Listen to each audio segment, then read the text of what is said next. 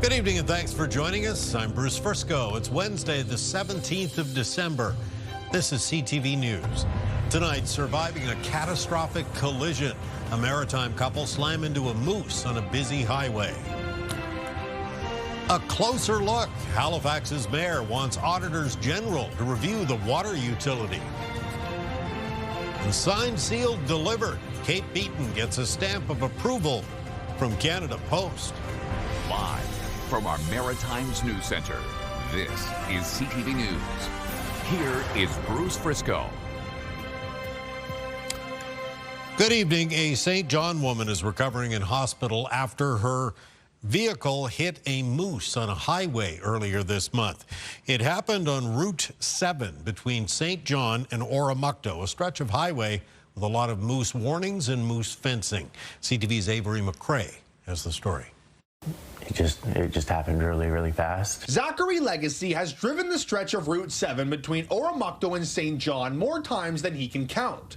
While there are plenty of warnings along the highway, he has never seen a moose in the area until the night of December 5th when he was traveling with his girlfriend Courtney. We were maybe 10 minutes up the road where the 2-lane ends into the 1 lane. The moose hit and it took off most of the roof, and then it fell onto the hood of the car. And I believe the back legs were kind of hanging off, but the front legs were in, and it was kicking. So I put myself in front of her, so I got some bruises on my arm. Route 7 is lined with fencing along both sides for most of the highway to keep animals off the road. But according to Legacy, the day before the accident, a car had taken out a section of the fence. I can't explain the emotions I felt, the panic, almost like I thought she was dead. The two were rushed to the St. John Regional Hospital.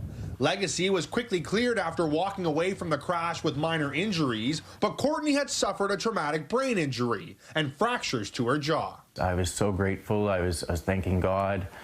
I didn't know what I was going to do with myself if she passed away. In the days following the accident, Courtney has progressed and has moved from the ICU and is beginning her long road to recovery. There was a point last night where I was leaning down next to her, and she crawled over as close as she could to me and held my hand and put her face against my hand and just smiled.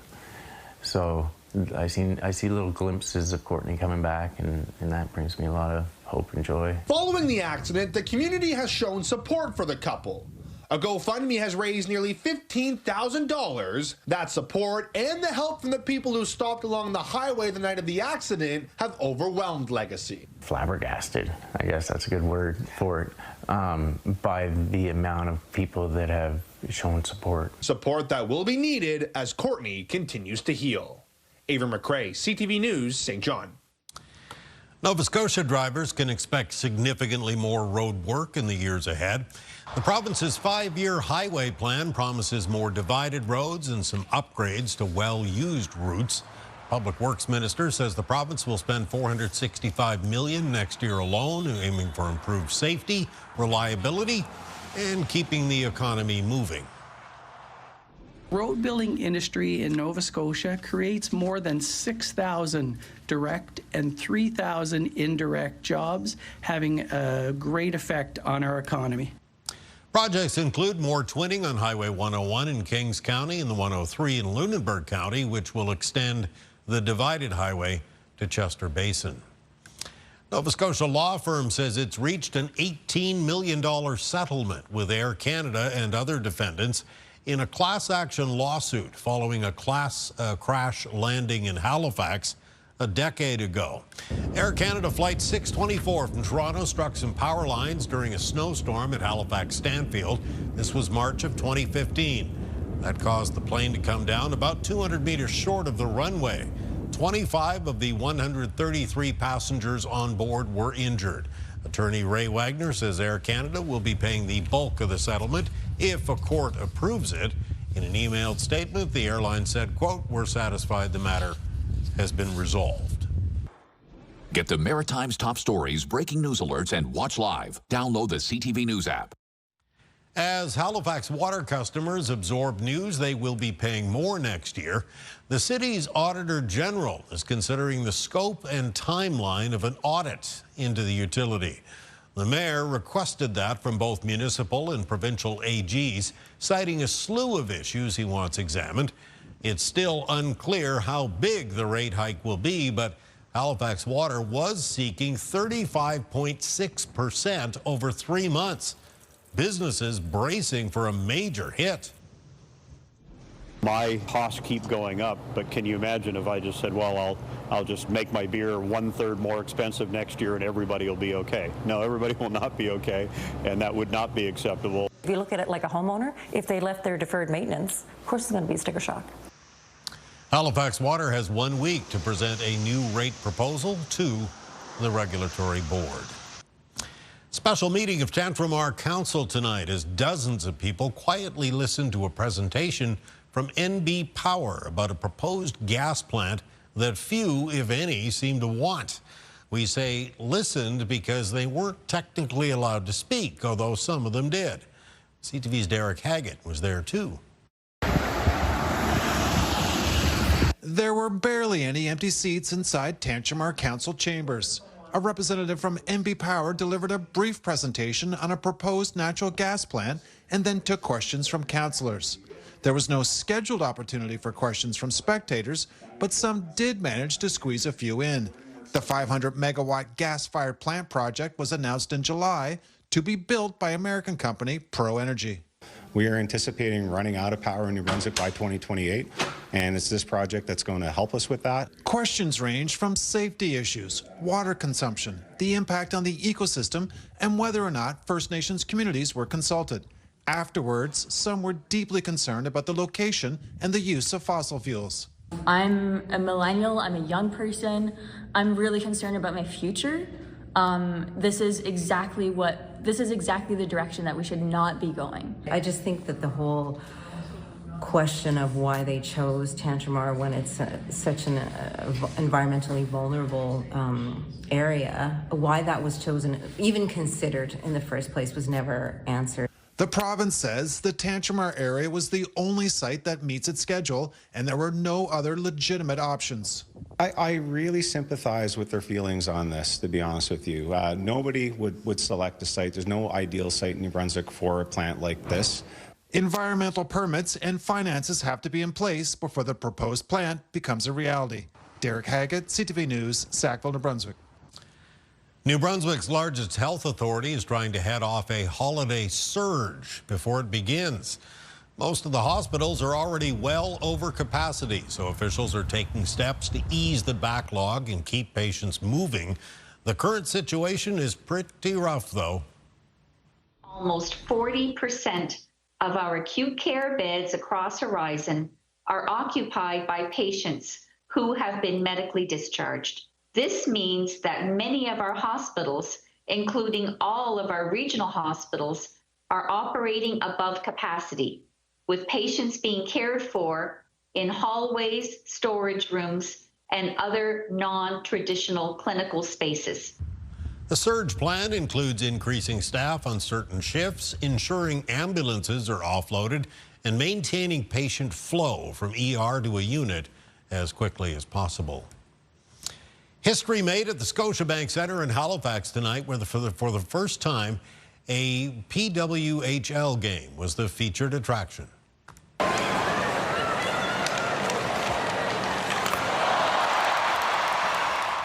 It was Toronto versus Montreal as part of the league's takeover series.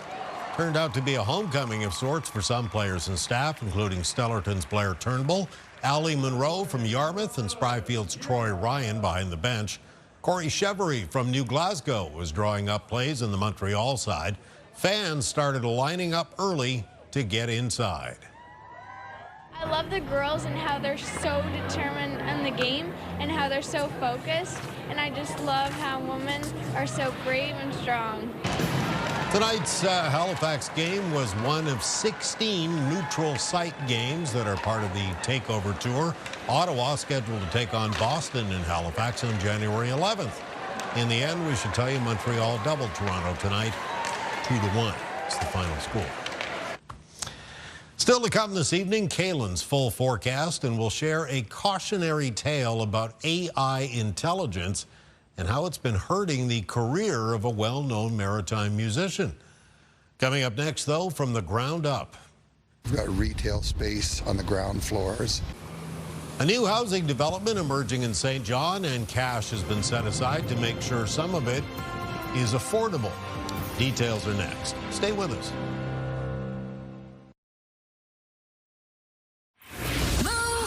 Mornings with Aaron and Peter. What word does your partner overuse? They gotta stop tomorrow at 6. And tomorrow's your last day to get keywords to win $20,000. We'll give it away on Friday. Uptown St. John's big hole in the ground is moving on from that kind of dubious label. New development at the head of King Street has been continuously getting higher over the past few weeks. Today, there was confirmation of millions of dollars in government funding to ensure that it includes some affordable housing. Here's CTV's Nick Moore. The storied history at the top of King Street in St. John is being built upon once again. We're finally out of the ground, which is a big milestone. Percy Wilbur is a developer at 99 King, next to the St. John City Market and across the street from King Square. After months of groundwork, precast panels for the 12-story building began going up a few weeks ago. So it's very visual, and you see a lot of the construction taking place, which appears to be finished, but it's all the interior work that's yet to be done. Today, the federal government announced $46 million in low-cost loans for 152 housing units in the building. The provincial government is providing $2.2 million, and the city is putting in $310,000.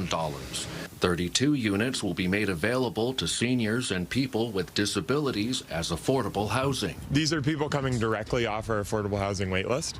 32 new units. They're geared to income, so 30% of the person's net income is what they will pay in rent. There are about 13,000 people on the province's affordable housing wait list. This year, we're well on track to hit our 320 new affordable housing unit target in the province.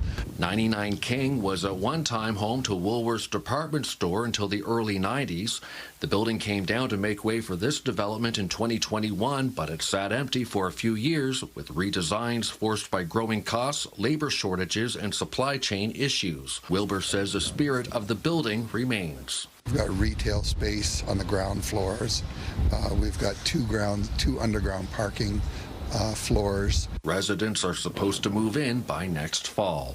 Nick Moore, CTV News, St. John.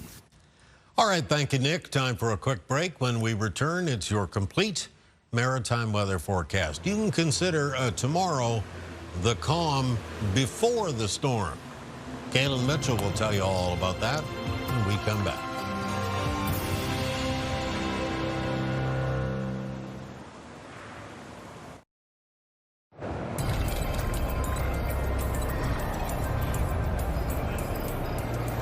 Wednesday evening, 17th day of December. It was nice to see some sunshine today, although it was a little windy. Yeah, it certainly was. Those southwest winds, they really picked up. Some gusts, fairly widespread, 30 to 60 kilometers per hour. A little change in the wind direction tonight. Winds briefly over towards the west and northwest before that southwest direction returns for tomorrow afternoon. Will not be as gusty for tomorrow, but still looking like a very nice day with a lot of sunshine for the region, which is great to have because weather conditions turn after that for Friday. There's going to be a fast-moving storm system that brings basically blizzard conditions through parts of the prairies and a heavy snowfall to parts of northern Ontario and northern Quebec for us here in the Maritime. So on Friday, what it will bring us is some very rainy and windy weather, especially as we head into Friday evening and Friday night. Now, taking a look at our timeline for the rest of tonight, there might be the odd flurry or shower around for the next couple of hours, but then clearing expected before sunrise tomorrow morning. And that does mean the remainder of Thursday is expected to be mostly sunny, though with a bit more of a fair weather mix of sun and cloud for communities in the north of New Brunswick. I mentioned the winds changing a little bit for tonight and for tomorrow. So again, becoming west and northwest briefly tonight, but then tomorrow afternoon back around from the southwest. They'll be sustained 10 to 20 kilometers per hour, some gusts between 20 and 40.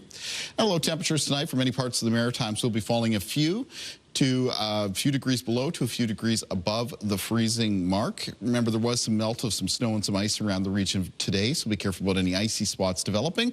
Colder temperatures are expected in the northwestern corner of New Brunswick, where some lows will fall into a range around -9 to -13.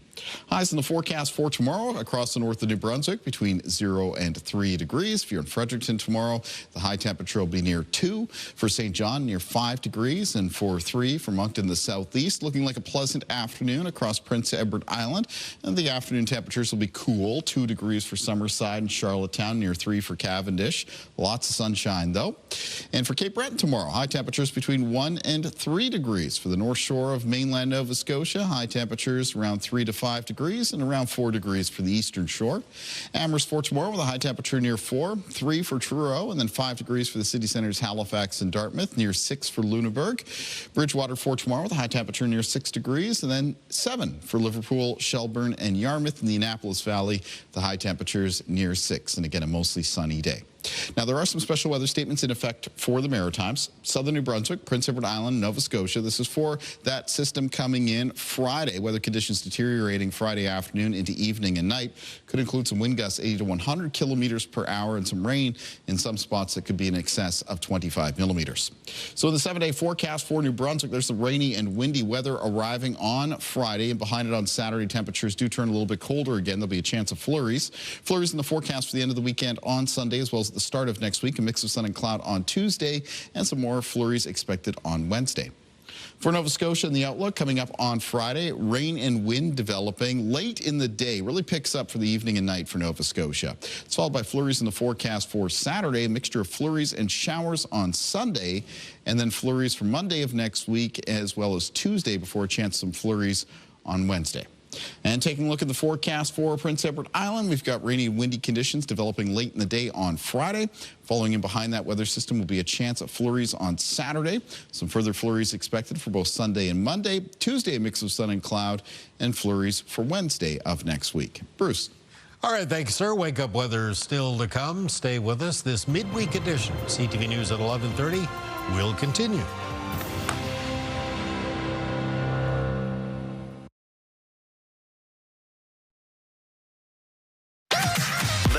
#1 morning show in Halifax. Turk, Megan, and Amateur Alex. And home to the biggest artists. Halifax's #1 hit music station. 101.3 Virgin Radio. Now to a story that proves you should never believe everything you read on the internet. Cape Breton fiddler Ashley McIsaac says he knows that firsthand after AI search confused him with a sex offender with a similar name. As CTV's Vanessa Wright tells us tonight, the Maritime musician says the erroneous results are costing him his reputation and his livelihood. Ashley McIsaac is well known to Maritimers. The renowned fiddler from Nova Scotia has been a popular musician for 30 years. He was set to perform a concert this Friday night, but was forced to cancel. The chief messaged back and said, "We can't have you in our community due to your past criminal convictions." And I thought, what are they talking about? I got arrested once for smoking marijuana. The offenses they were referring to are much more serious, including internet luring and sexual assault. An apparent Google search using AI that has now been corrected recently described the popular fiddler as a criminal sex offender. But it's not this McIsaac. I'm in a situation now where AI has decided to link somebody else's criminal offenses to my name. And it's a very scary situation where if I had gone to a border, I probably would have been still in jail. The sex offender was actually another man with the last name McIsaac. Cyber experts say these incidents are known as AI confabulations. Anybody that shares a name with anyone could be a victim of this kind of AI confabulation, where it takes information and combines it together. And this is a great example of how dumb AI actually is. The situation highlights concerns about AI technology. This is one case, but there are now lawsuits in the United States where we have people who actually died, committed self-harm because of this. We have others who are now alleged to have committed homicide and self-harm associated with delusions caused by these tools. They are dangerous. McIsaac says the mistaken identity search spread quickly. Now he's fighting for his reputation and livelihood. I've already had gigs canceled. I don't know how many have not followed through because of it. It's completely false. It's completely wrong. And I'm not sure where it's going to lead as far as my work and my personal security. Shipley says government should revise defamation laws to protect people from AI mishaps like this one. But he'll never get back the sleepless nights, the emotional trauma. There will be people who will never not believe this because they've now seen it on the internet.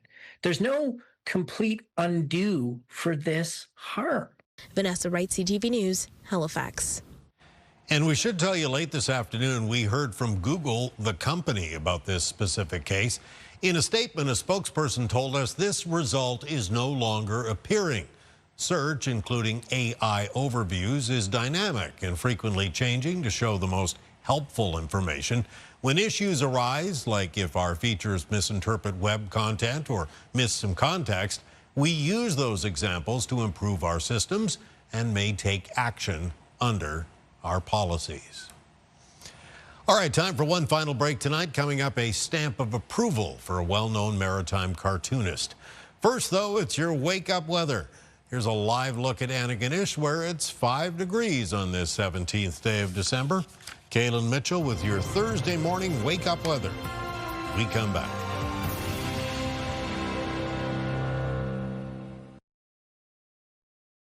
Download the CTV News app and stay on top of local stories as they unfold. Here's what's making news tonight. Customize your feed and watch live wherever you are. CTVAtlantic.ca, your home for news.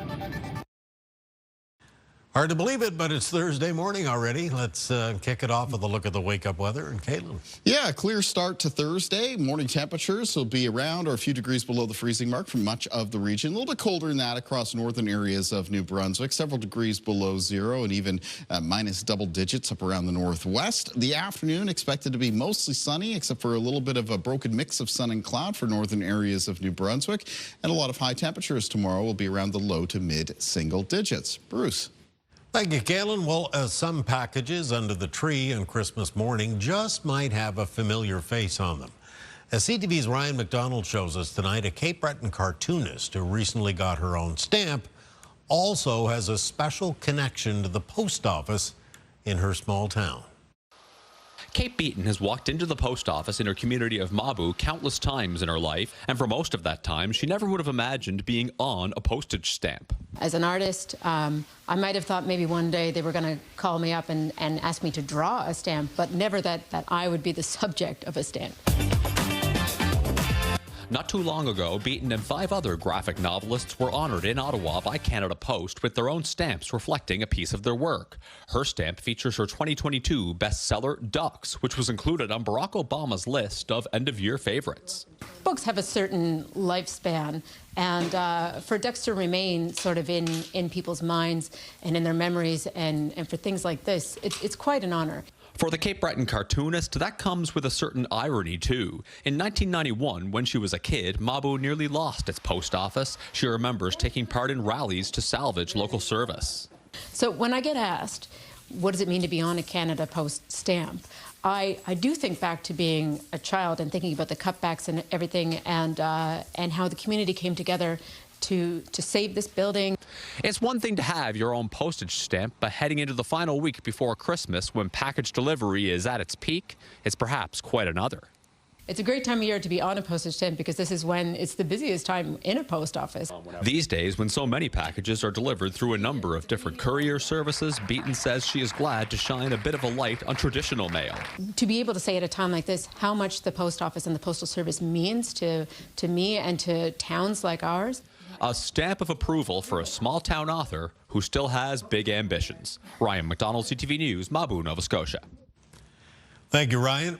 That is your late news tonight. Just a reminder, if you joined us late or you'd like to take a closer look at anything you've seen, you can always visit us online. CTVNewsAtlantic.ca. It is your home for news.